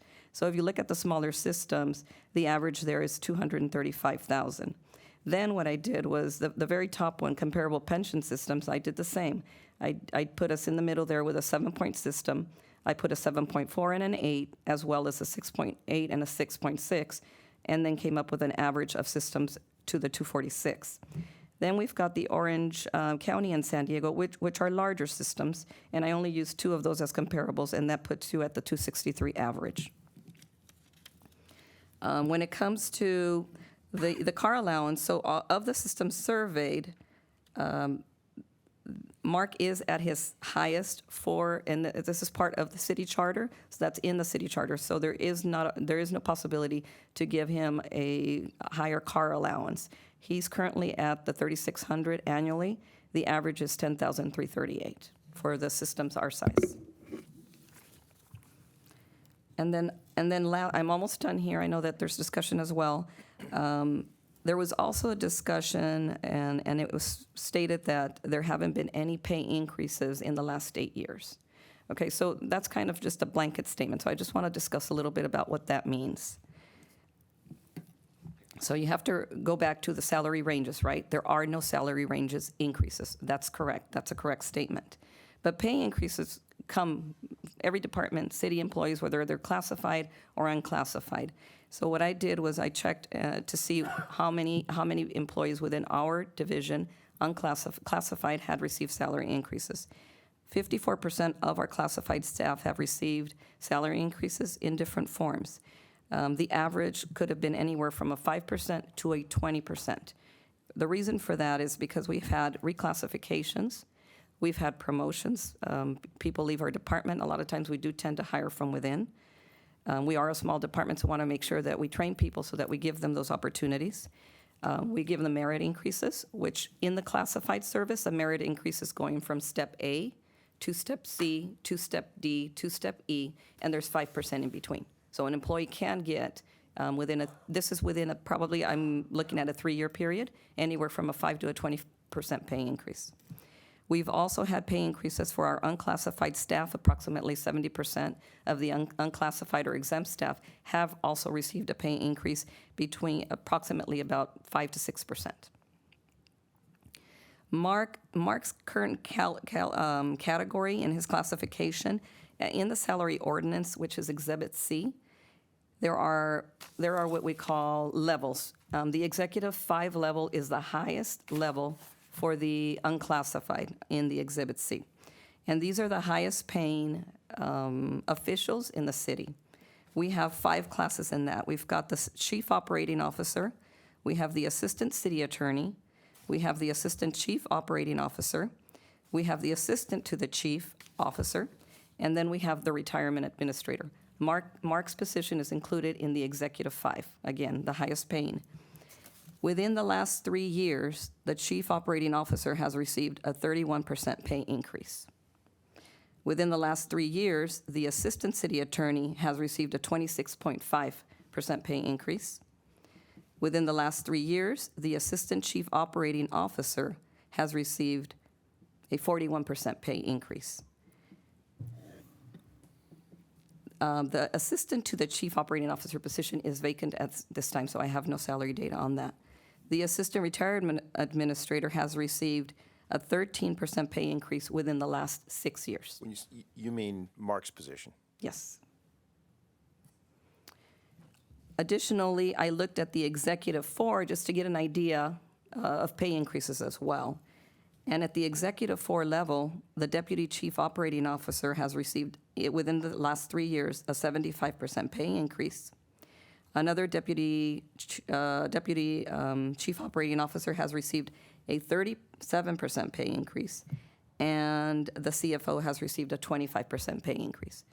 So with that, I just wanted to make sure you have enough information. I do request that you consider Mark's performance as well as his tenure with SDCERS, and to look at the fair market data that I've provided for you today. And if you have any questions.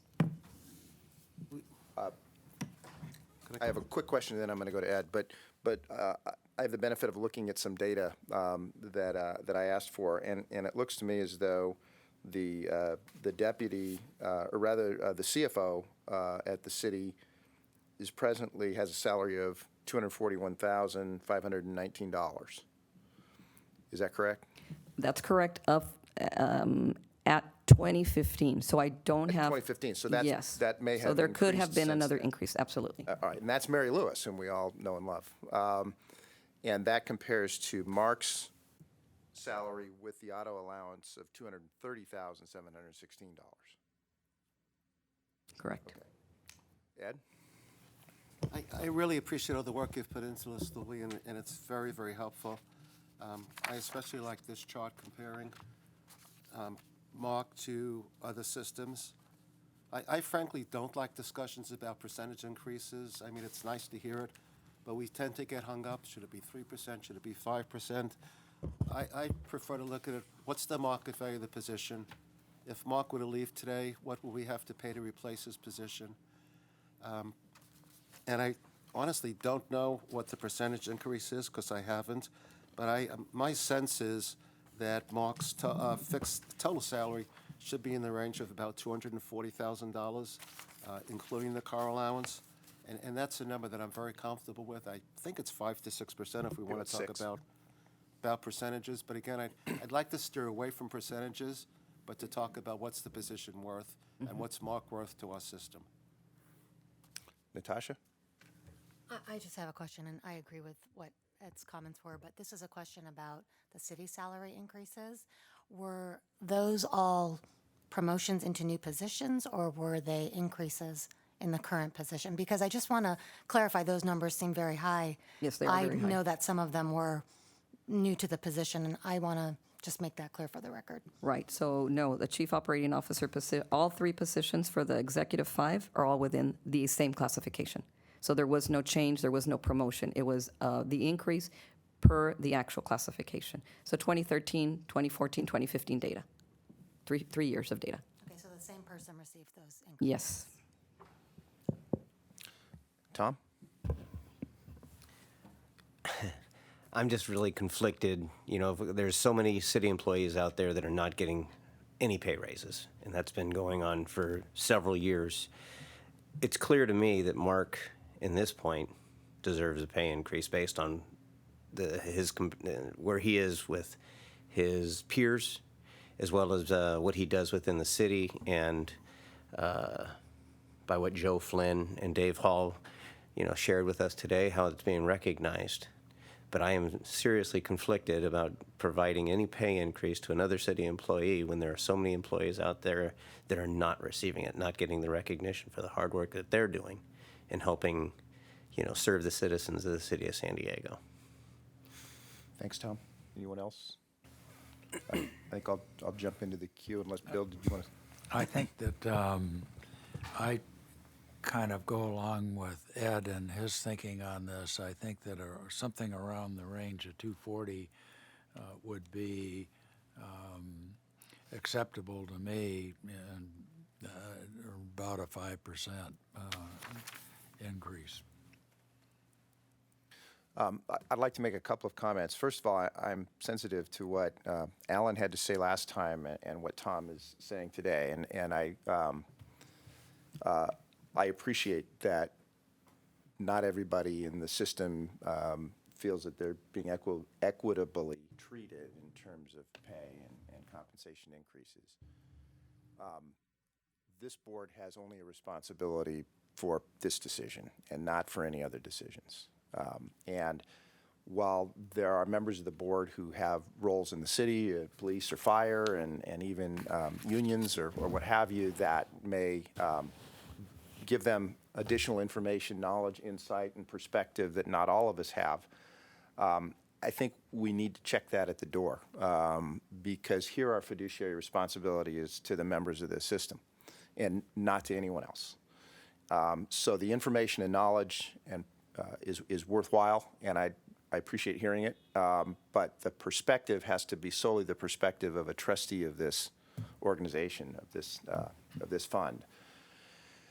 In that regard, I think we've heard a lot today about the success that this system and this fund has achieved organizationally, in terms of how every aspect of the pension system is hitting on all 8 cylinders, which is not an accident.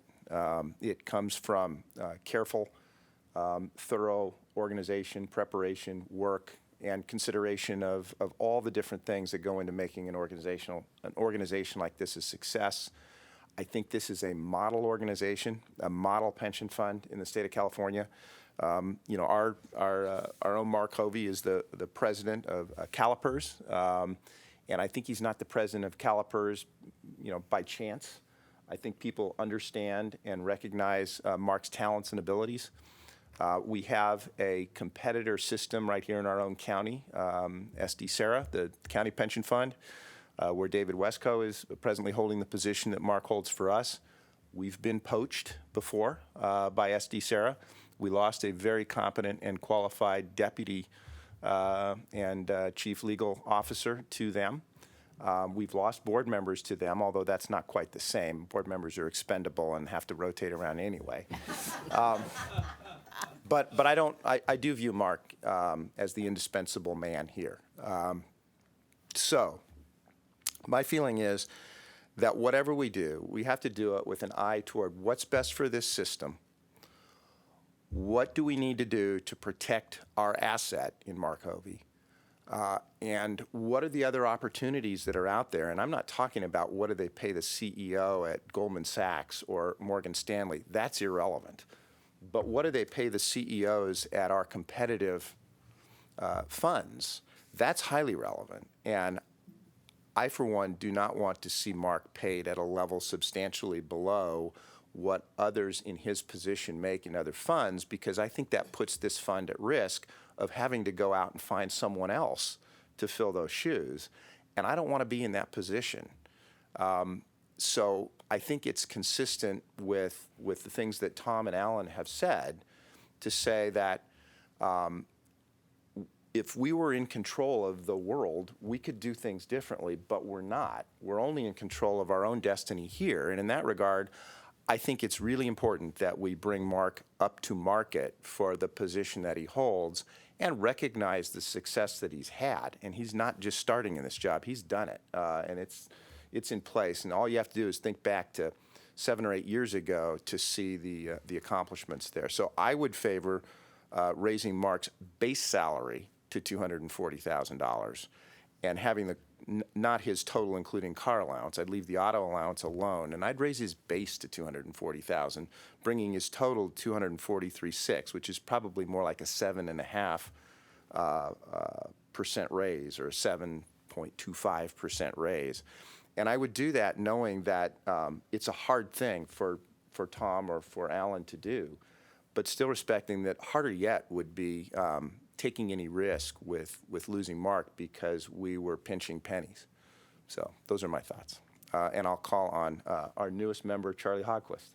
Well, thank you. My biggest comment is this. I understand where Tom is coming from, totally, but also from when I left the police department to now, there's 300 less officers than I was here simply because the city hasn't shown appreciation. And I will tell you that I took the opportunity to be the police chief at the community college district, not because I wanted to leave the city, but because I was on the negotiating team for salary, and the negotiator the city brought in sat there and said, "You're going to take what we give you or else. You have no place else to go." And I literally walked out of that meeting, applied for a job, and 6 weeks later I was gone. And I dropped that paper on his lap. I said, "Thank you for giving me the opportunity and the motivation to leave." And the reason I say that is Mark's doing a good job. We should appreciate it, show that we appreciate him, and give him compensation that, number one, lets him know that we appreciate what he's doing, and number two, to keep him happy here so that when the poachers do come, he'll have a reason to say no. And that's the point I want to make. Thank you. Ed, you're back in the queue. Yeah, those are great comments, Charlie. Thank you. That perspective is something that we don't have, but we do now.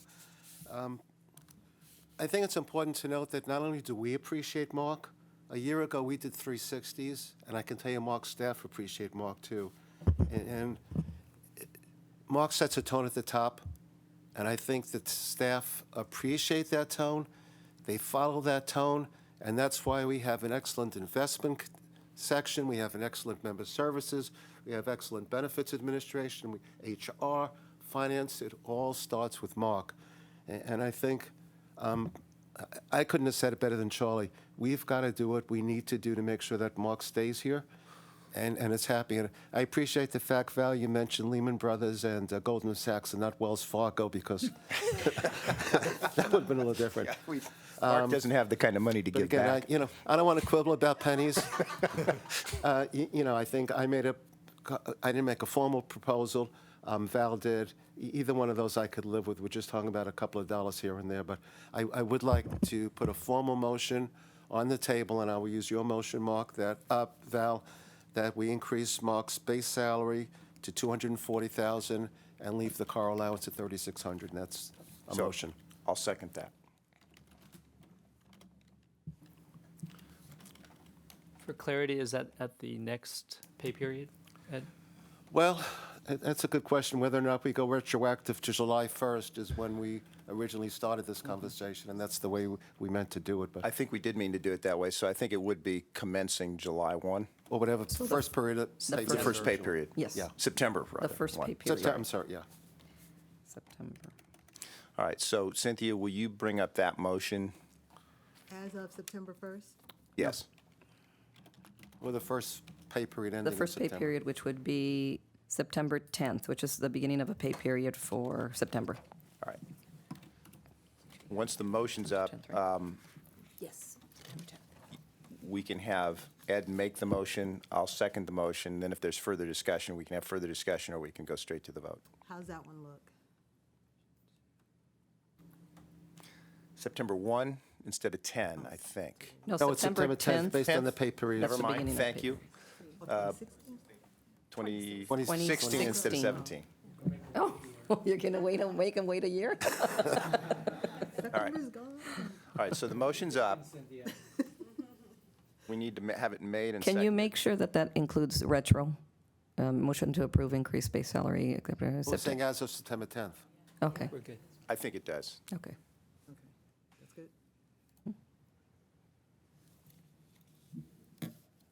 Okay, the motion's now been made and seconded. Any further discussion before we vote?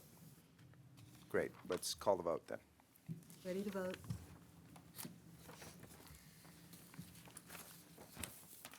All votes are in.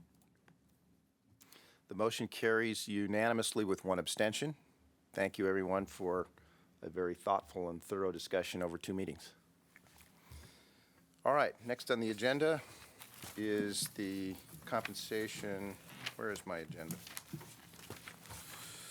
All right, the discussion of compensation, consideration of compensation for the Chief Compliance Officer. Mr. Tran will now leave the room. Mr. Hovey will return.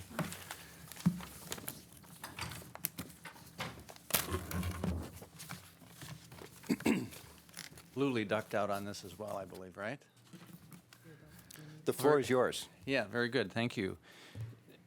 To clarify the salary setting process for my direct reports, I do put in a budgetary provision for all those people that report into me during the course of the year, and then during that course of the year, based upon their evaluation, I do make those increases. Typically, I share what those increases are with the board president and vice president. I don't bring them back before the board. You approve the budget in total, which includes the salary increases that I have for them. Johnny's position is a bit unique in that he's reporting to me in his general counsel capacity, and then he also reports to you in his chief compliance officer capacity. Historically, that percentage of his position that's the chief compliance officer role, you all have met in past years to discuss the performance of the chief compliance officer, have shared that information with me. I then incorporate that performance-related information into my annual performance review that I do on him December 31st of each year. So it's his general counsel / chief compliance officer role, and then I make the decision as to whether the salary increase or adjustment needs to be made for him. Normally, I don't share salaries with all the executive staff members, but his compensation is currently at $180,000. So he is in a range which has a cap, I think, of around $204,000. So I am still evaluating the process for which people I will be giving increases to in the coming year. He's relatively new in his position, as you know. He's been in it for about 1 year. It has not been my past practice to give annual increases to my staff. It's really been based upon not only their performance, but how long it's been since their recent increases, what's their range and scope of responsibilities are. So I'm still evaluating that. When I do make a decision as to what his compensation will be, I'll be bringing that back before Alan and Val so that they're aware of what I do. All right. Any questions on that process? I'm not saying whether I am or I'm not. It's just I'll evaluate it at that time. When do you think Historically, that's- I don't do it every year. When do you expect that to be? That will be close to the, be the end of December is when I do his performance review, and usually that's about the same time that I'd be looking at that. Any questions or comments on that? Great. Then I think we move on to questions and comments from the president, trustees, and staff. We don't have a president here today. Right. So trustees and staff. I do have a comment to make. Last week, I was at a conference in Las Vegas, the SPUS conference, and it's always interesting for me to go to these types of conferences. I think those of us that are appointed, we tend to focus on this system. We really don't have exposure to a lot of the other systems. We kind of see things through a vacuum, if you will. And it's always really interesting when I hear the other pension systems speak, when I hear the other pension systems have people make presentations. It opens my eyes to how good we really are. We are so far superior, at least in my opinion, to many of the other systems around the country that it just blows me away. I've shared this at the committee, and I'll share this today. I sat through an hour presentation on cybersecurity. Halfway through the presentation, I texted Dave Hall, and I said, Dave, I wish you were here giving... Dave Bond. Dave Hall's left the building. Sorry, Dave Hall. I aged you a little bit, but Dave Bond, and I said, Dave, I wish you were here giving this. I mean, what we talk about at our level and what these other systems talk about is just night and day. So I'm really just saying this to commend staff because you do an outstanding job. I think as board members, we do. I'm very pleased with the job we do, monitoring what's going on and keeping a pulse. But it's a real credit to Mark, to the staff, just what you guys do. And again, in my humble opinion, or not so humble opinion, how far above we are many of the other systems in this country. So thank you and kudos. Thank you, Ed. Anyone else have any comments? I have one additional thing that I would like to add. There have certainly been many supportive comments today from past board members and from current board members, so I very much appreciate that. And kudos to staff are also very much appreciated. In particular, there's one person we've not talked about today that I would like to call out, and that's Cynthia Joyner. She sits there so patiently. Who? Yeah, that person over there.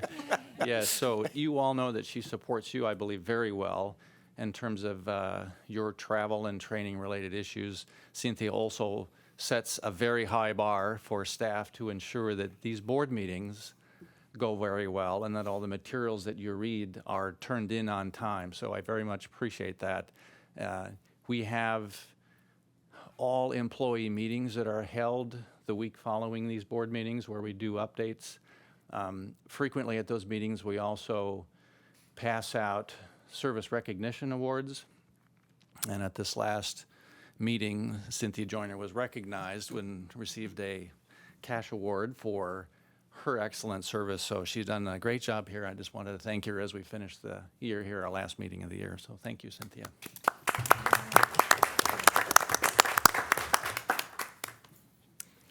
All right, that brings us to non-docket items, of which there are none.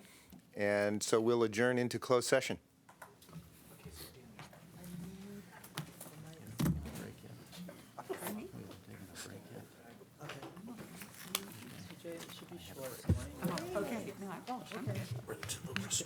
I don't have a lot time to get up and stretch the legs, right?